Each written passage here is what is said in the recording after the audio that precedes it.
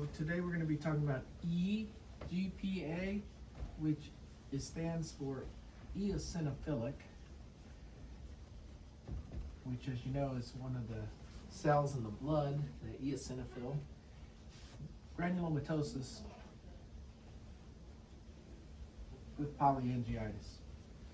And this used to be known as Churg-Strauss, but as you know, we're moving away from the eponyms now, especially the ones with Nazi past, even though Churg-Strauss doesn't have any Nazi past associated with it.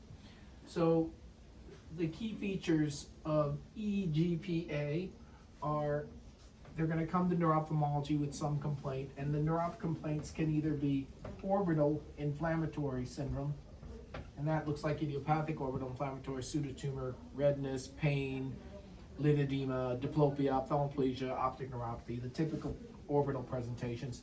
But you can also have vasculitis-like presentations, including stroke, and it's a great mimicker like Wegener's granulomatosis, which is the GPA. That one is the Nazi version, so we call that granulomatosis with polyangiitis without the eosinophilia.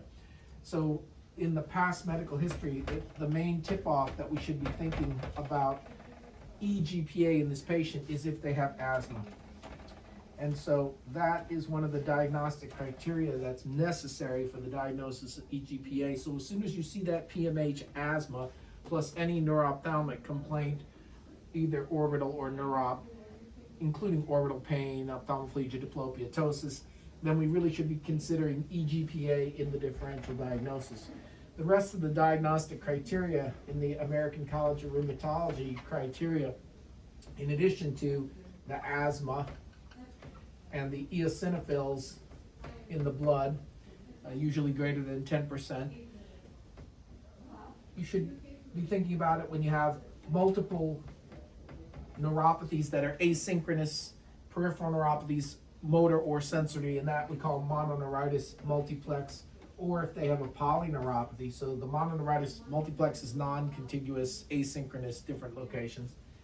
And obviously, we're going to be worried about pulmonary infiltrates, and we're going to do a chest x-ray. They're usually very non-specific, patchy infiltrates. There's going to be upper respiratory symptoms, just like with GPA, sinusitis, and it could mimic a lot of similar type benign pathologies in the upper respiratory tree. And then the biopsy of whatever we can biopsy might show the vasculitis, including temporal artery biopsies, which can show the eosinophilic form of vasculitis. And that eosinophilia is what we're looking for, both in the blood, in the CBC differential, and in the biopsy specimen. It's EOs that we're looking for. So the key and differentiating feature of eGPA is the E, that's eosinophils. You should be thinking about it in anyone who has a history of asthma, who presents with a neuro-ophthalmic complaint. We're going to do a chest x-ray, a CBC with differential, ANCA. You're going to be looking at their sinuses. If it's orbital, we're going to be imaging the orbit. If it's head, we're going to image the head. If it's both, you're going to do head and orbit. You're going to ask about mononeuritis multiplex and polyneuropathy, motor and sensory. And ultimately, we're going to look for a biopsy, looking for those eosinophils.